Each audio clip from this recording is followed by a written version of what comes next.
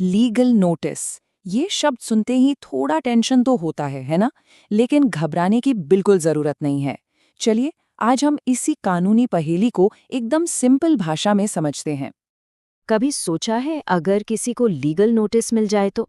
या हो सकता है कि कोई बस ये जानना चाहता हो कि भाई अगर कभी ऐसी सिचुएशन आए तो उसके लिए तैयार कैसे रहा जाए।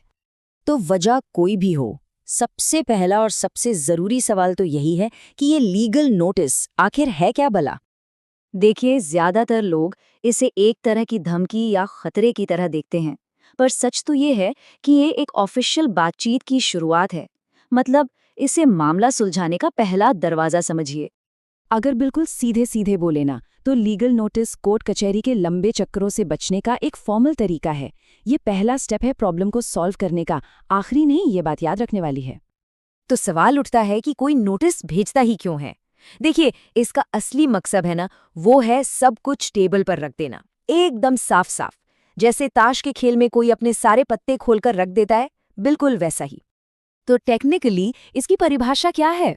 ये एक रिटन कम्युनिकेशन है जिसमें एक पार्टी दूसरी पार्टी को 3 चीजें बताती है।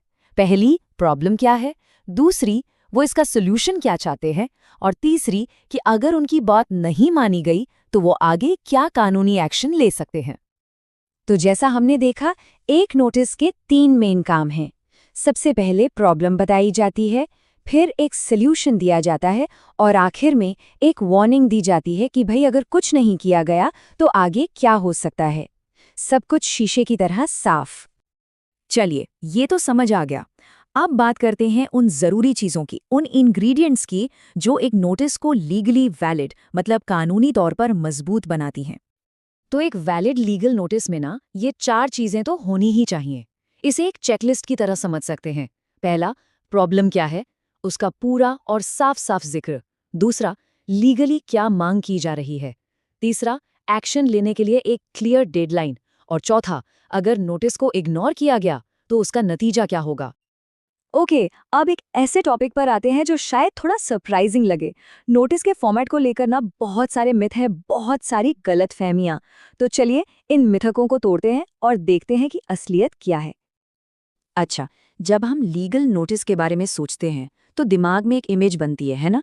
वकील का भारी भरकम लेटर हेड होगा, सब कुछ प्रोफेशनली टाइप किया हुआ होगा, और वो रजिस्टर्ड पोस्ट से ही आया होगा। भाई, फिल्मों में तो यही दिखाते हैं।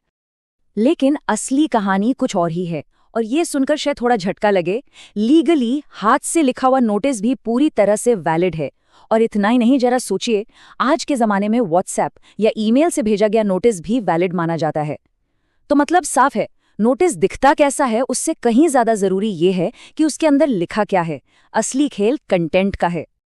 ठीक है, ये सब तो हो गया, पर अब आते हैं सबसे जरूरी सवाल पर कि आखिर एक लीगल नोटिस को कभी भी हल्के में क्यों नहीं लेना चाहिए। इसका सीधा सा जवाब है क्योंकि ये एक लीगल रिकॉर्ड है। ये कोई मामूली चिट्ठी या मैसेज नहीं है। मतलब समझिए इसका, ये नोटिस एक ऑफिशियल सबूत बन जाता है। एक ऐसा सबूत जिसे बाद में कोर्ट में भी इस्तेमाल किया जा सकता है। ये इस बात का प्रूफ है कि मामला सुलझाने के लिए बातचीत की कोशिश की गई थी। तो इसे इग्नोर करना बहुत बहुत बड़ी गलती साबित हो सकती है। तो ये सारी बातें जानने के बाद जरा सोचिए, अगर कभी किसी के पास ऐसा कोई नोटिस आता है तो अगला स्टेप क्या होना चाहिए। ये एक ऐसा सवाल है जिसका जवाब हम सभी को पता होना चाहिए।